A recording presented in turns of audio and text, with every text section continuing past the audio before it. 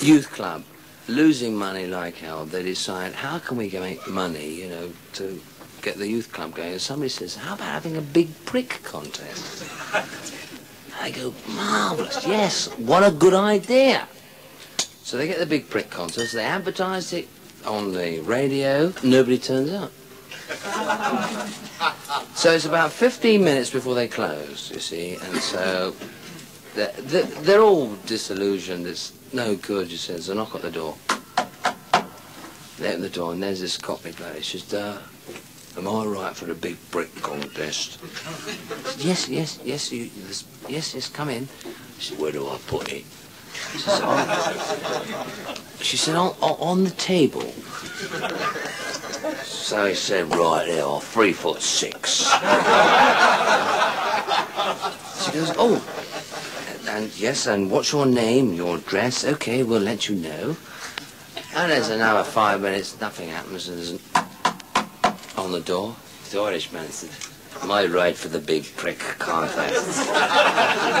So, yes, you are. I said, where do I put the fucking thing? On the table, sir.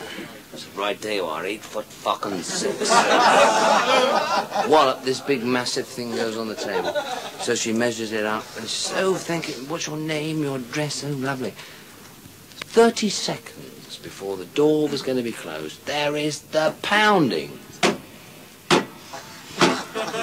on the door, and there is this 7-foot buck nigger.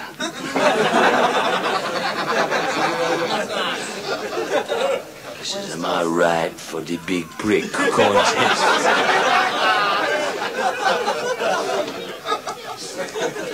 I said, yes, come this way. I said, there you are, honey, 22 foot.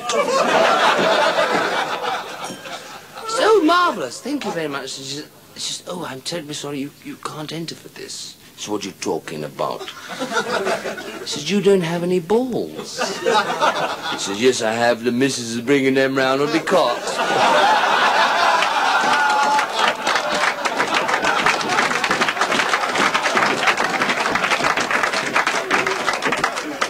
It's like the old lady that's doing the cleaning at the gym. We've all been to gyms, and she's at the gym, you see. And then in the corner is this massive great black man, you see, and he's pushing up these 70, 80-pound weights.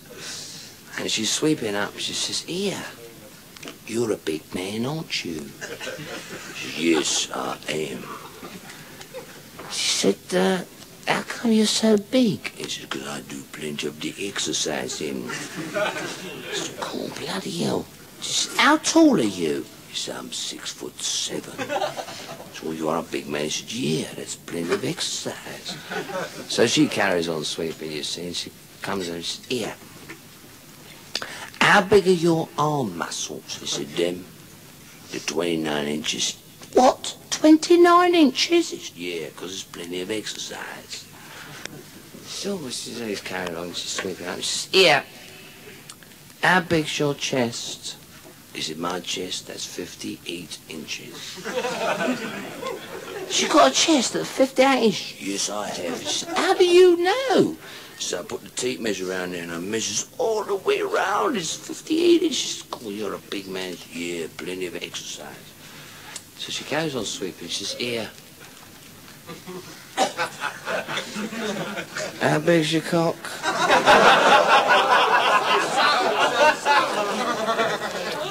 He says, 3 inches.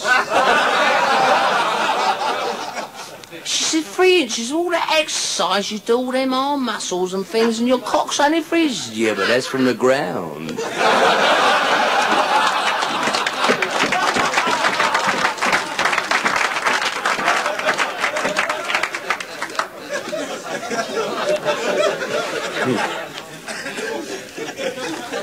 Did you hear about the lady? She wanted to get her daughter into the show business, see? So she goes to see this agent, who happens to be my boy. Not that I've got anything against being Jewish. I'm saving up. He said, what's so special about your act? She said, my daughter. He said, what do you mean, your daughter? He said, my daughter's marvellous. She's smashing. He said, what do you mean? He said, well, can I just show you the act? He said, well, make it quick because I've got no time, you know, just do it quick, love. So the little girl, she's about 9, she lies on the, takes all her clothes off, lies on the floor, and pisses in the air. And then from nowhere, a little ping pong ball is flicked on top of this spray of piss. And the piss goes up and down. And the agent is fascinated. And suddenly the ping pong ball disappears up this 9-year-old's cunt. He says, great, marvellous, I like it. Bloody great. And he says to the mother, do you do any acts? He said, yes, I do the same, but I use coconuts. The bloke goes to see the doctor. He says, Doc, I'm worried. And the doctor says, what's the matter? He says, well, every time I eat carrots, I shit carrots. And the doctor says, yes. And he said, well, every time I eat cabbage, I shit cabbage. He says, yes. He said, well, every time I eat peas, I shit peas. And he goes, yes. He said, what do you suggest? And he said, well, I suggest you eat shit.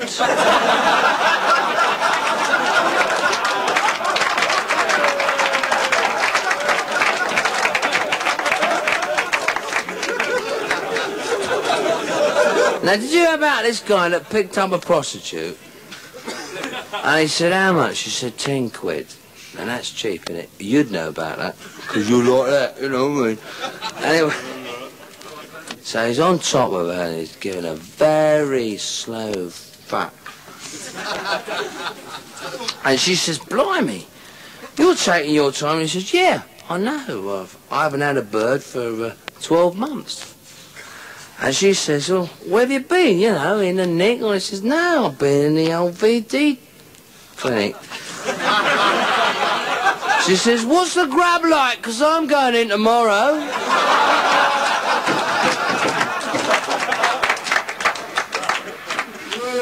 Now, there's this very famous cowboy, very famous. And his son is fatally injured in a motor car accident, you see. And so he's put into a hospital and he's bandaged from head to foot. So he's flown there by helicopter straight to the thing, you see. And he comes in and he goes up to his son and he says, son, I hear you're going to the happy hunting ground.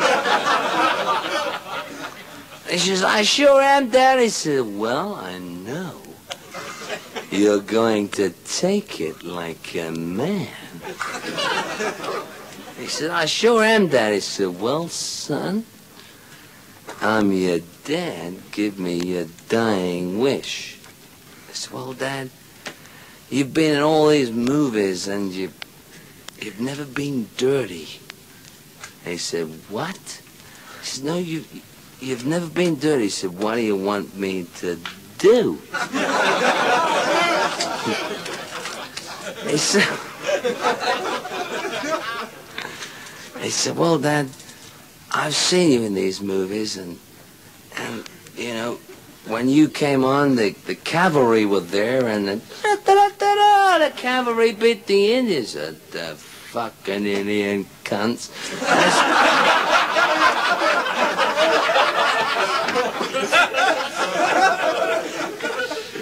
I said, yeah, I know that, but you see, when the Second World War started, you beat the the fucking Japs,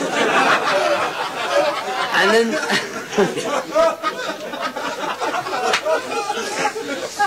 he said, of course, Dad, when it came to the Vietnam thing, the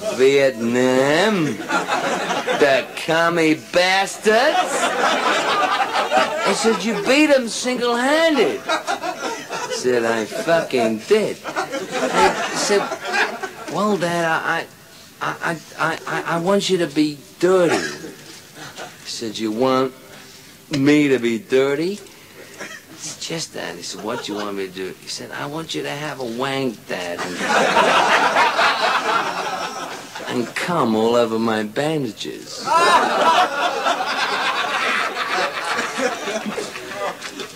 And he said, you want me to have a wank and come all over? Yeah, okay. So there he is, standing in the old, he's doing a big wrist off.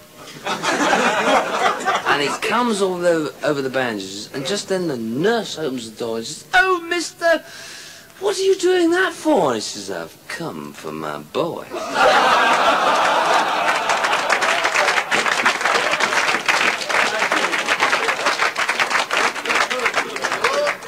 Anyway, there's this little poem I thought I'd leave you all with.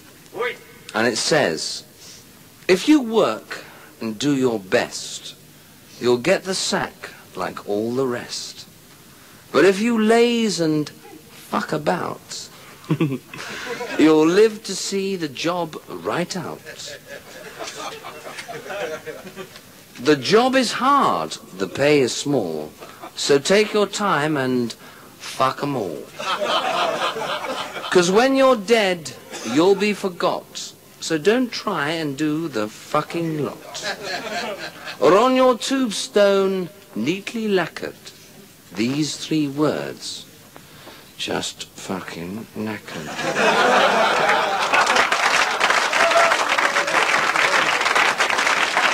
Good night, fellas. Thank you. You've been a great audience.